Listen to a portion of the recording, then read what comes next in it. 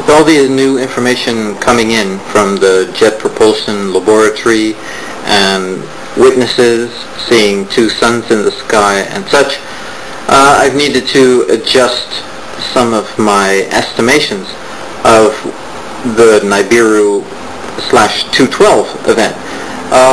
Okay, so most people get caught up in a single discipline.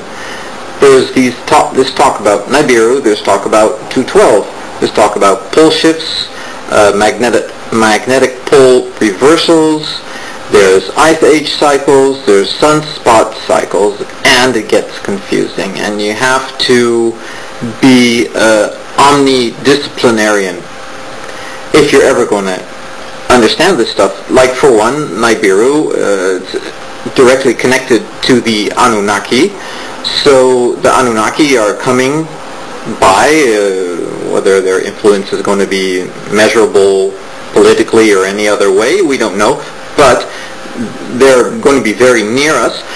So, do you understand how a race of beings that was similar to us and lived among us in the time of the Sumerians, though they were rather large, they were very humanoid. So how could humanoids live on a planet that's surrounding a red dwarf? If you're ever going to understand this, your research is going to have to go further, and then it's about hollow Earth. You have to realize that all celestial objects, the bigger ones, are shaped like balloons because that's exactly what they are. They're hollow. The crust of the Earth is 800 kilometers thick. The entrance to hollow Earth at the North Pole is something like 600 kilometers wide. And NASA, the same people keeping the truth from us about Nibiru right now, they've always been the masters of the sky, and they've been keeping the truth through Google Earth from us about the North Pole entrance and all this, even though there are witness accounts of people, pilots and such, who've seen it. Okay, you have to be omnidisciplinarian. After studying everything and fitting everything together as best as I can based on the newest information about this this what's supposed to be a comet, even though there are all these witness accounts, even in mainstream media, of two suns. So people just ignore that? Why aren't the astronomers? That's not possible. NASA, though it's logical if you follow the Jet Propulsion Laboratory model, because we've been careening along the sun in front of Nibiru for quite a while. And therefore Nibiru's been visible at certain times. It seems sometimes when it's right over the horizon, but it doesn't seem to change much.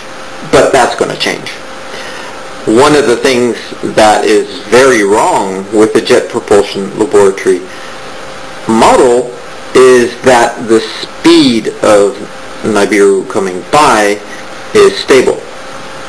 Okay, when it's going to slingshot past the sun and shoot out 60 AU, 60 times as far as we are from the sun, it's going to pick up a lot of speed, and there's a nice simulation that does show this, but the JPL does not.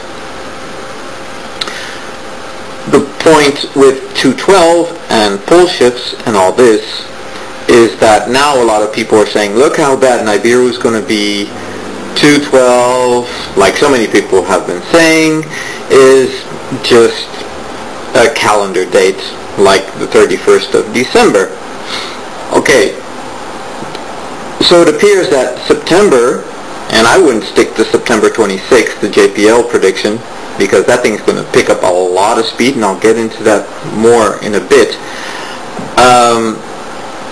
Even though it appears that September 2011 is going to be very bad, I still stick, based on years of research, I still stick to the idea that 2012 is going to be a lot worse. Because there might be a minor pole shift, and Patrick Gerald, he's talked about this, how the Canada, north of America, that suddenly gets pulled into an ice age. that, I believe, then, based on all the new knowledge, could then very well be the result of Nibiru, because, frankly, his explanation for the pole shift was kind of lame. Also because he doesn't understand the principle of hollow Earth. I should get into hollow Earth because it's a problem for a lot of people to get a grip on. If it's the first time you've heard about it, then it may be difficult. So let me simplify it for a second.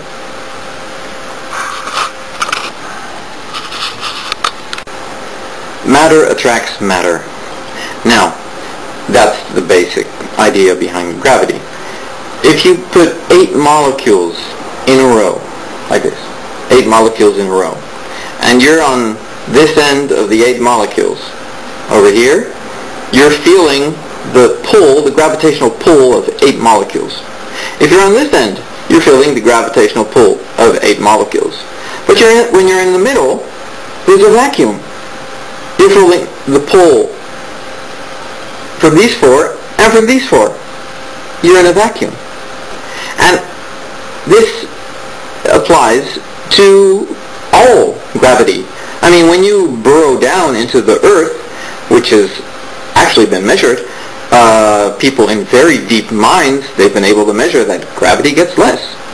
And why is that? Because there is Earth above you that's pulling you in the opposite direction, and there's an exponential aspect to that. I mean, the closer by the Earth is, the harder the pull. So it may not seem that much compared to the Earth underneath you, but it's very strong.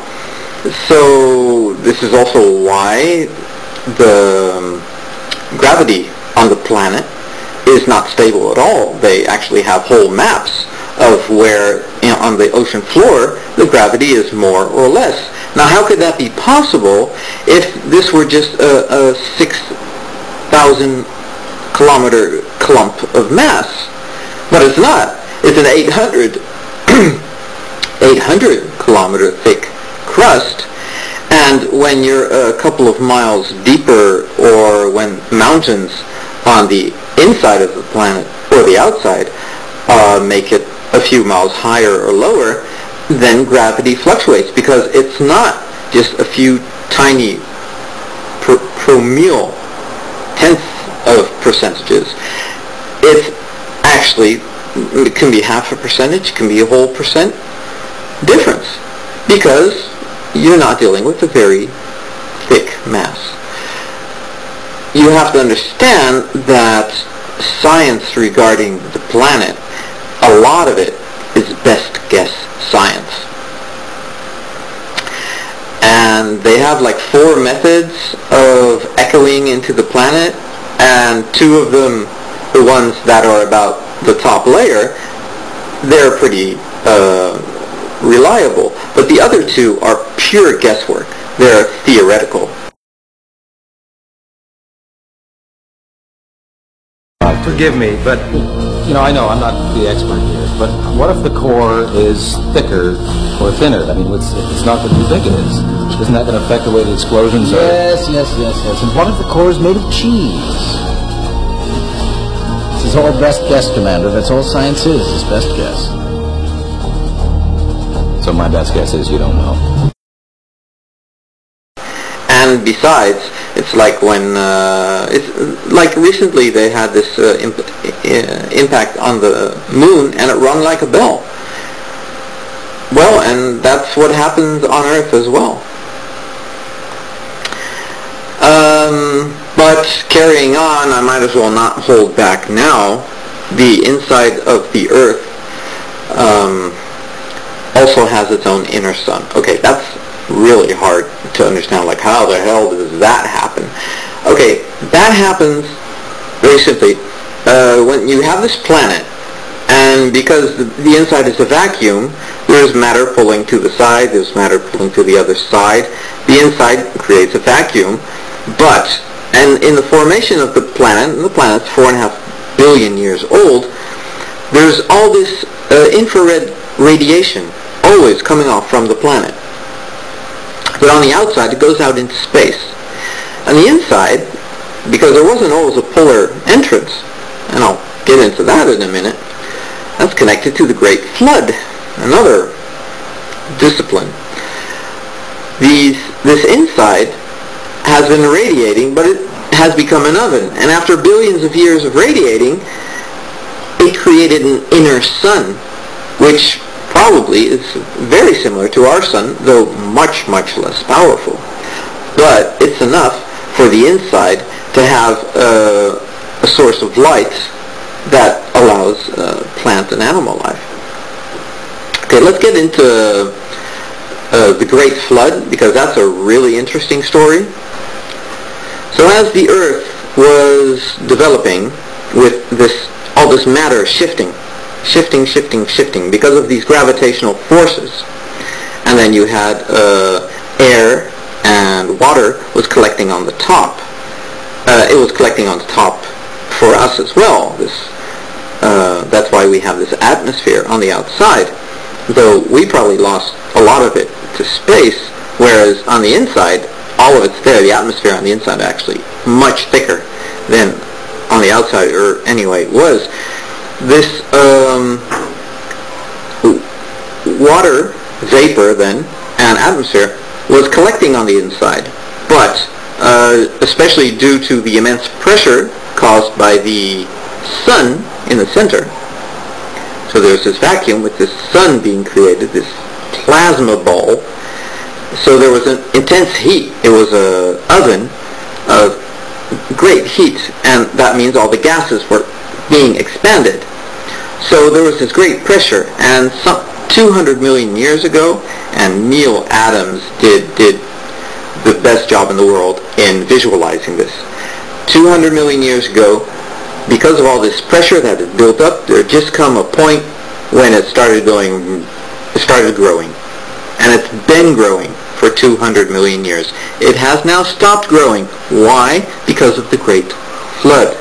So why would the planet suddenly start growing? But imagine if you have a balloon, and you put a bit of pressure on it.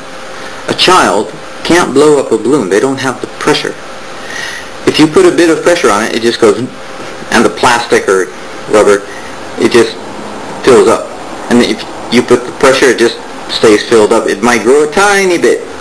Then when you exert yourself, it goes, the balloon blows up. And this is what happened to the planet. There was all this pressure building, and then 200 million years ago came this critical point, and it started expanding.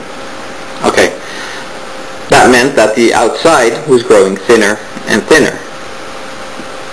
But at some point, life became possible because it was expanding, and the distance from the inside to the sun became greater, and the inside became a paradise because you have the sun shining all the time. On the outside, the warmth of the surface goes off into space at night, and the nights are cold, and we wobble this way and that, and we have our seasons, and we have cold seasons, and we have these dark days, and we have these the days and nights. Every day we have this dark period, and then we have these seasons where there are months of coldness, and all life shuts down. On the inside, you didn't have all of that. It was a very stable environment. So though they started later, because there was life before 200 million years ago, though they started later, when life finally was able to develop there, it went much quicker. They caught up on us. And that's where the first intelligent species evolved. So anyway, they finally made it to the surface, which is also logical because Matthew and Kevin Taylor, they explain almost all of this perfectly in their book, Land of No Horizon. They've done as well the best job explaining this. Much of my understanding came from them. I read a lot about Hollow Earth before I read their book, and I was already convinced, but when I read their book, it was like, now I really get it.